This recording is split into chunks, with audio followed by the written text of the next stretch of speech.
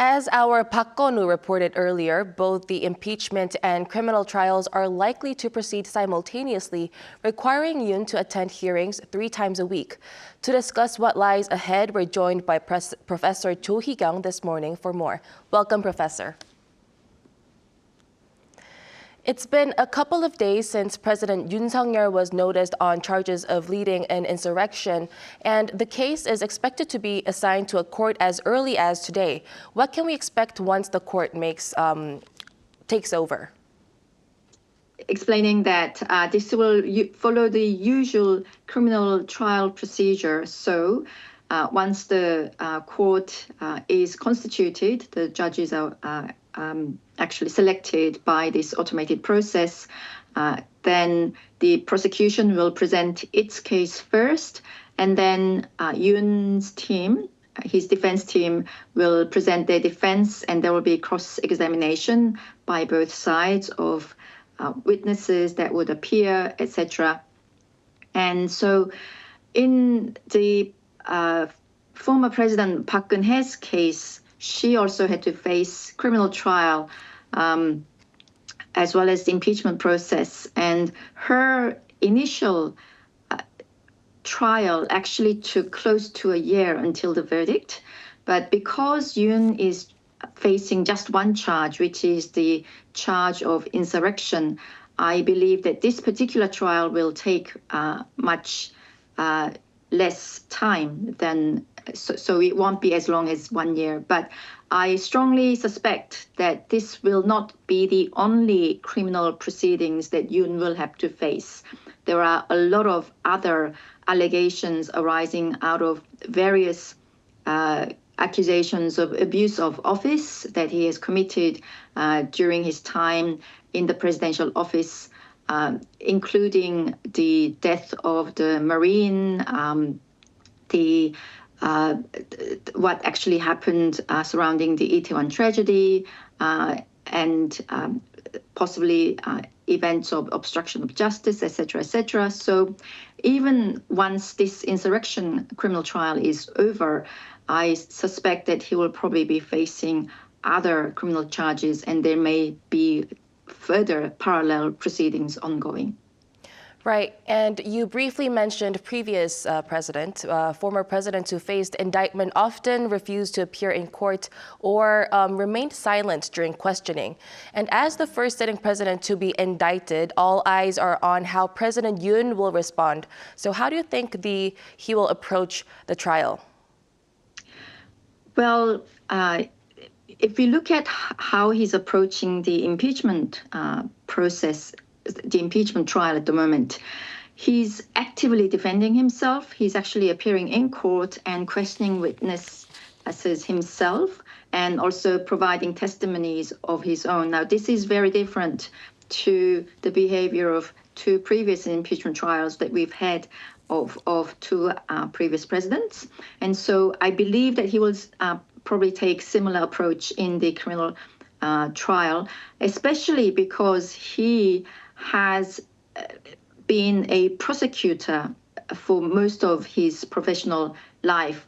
And so I believe that he will be actively mounting defense and questioning and cross-examining witnesses himself.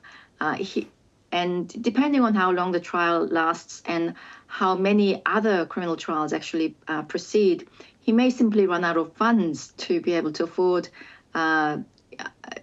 lawyers, in which case, the necessity will arise for him to actually mount defense for himself. Right, and President Yoon's legal team is reportedly planning to request bail following the Seollal holiday. So what might be their strategy behind this decision, and what are the possible outcomes if the request is denied? Well, obviously, if a defendant is in custody, the defendant has the right to request bail. But and the law actually says, Criminal Procedure Act states that unless there are exceptions, a defendant's request for bail should be granted. But one of the exceptions is where the defendant is actually facing a charge where the penalty is life sentence or death sentence. And the charge of criminal insurrection is indeed a crime where Yoon will be charged as is accused of being the head of insurrection, and the penalty for being the head of an insurrection is in fact life or death sentence.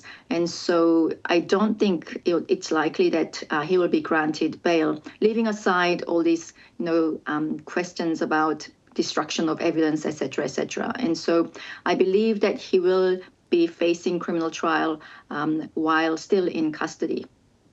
Right, and alongside the criminal trial, President Yoon is also facing impeachment proceedings, and the Constitutional Court is speeding up the process, with some expecting a ruling by March. Do you think that timeline is realistic?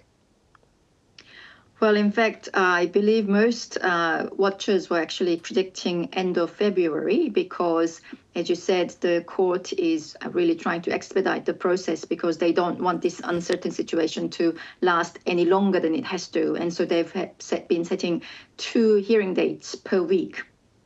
But I think it will depend on how many witnesses Yoon's team wants to call before the court and how many of those witnesses the court will approve.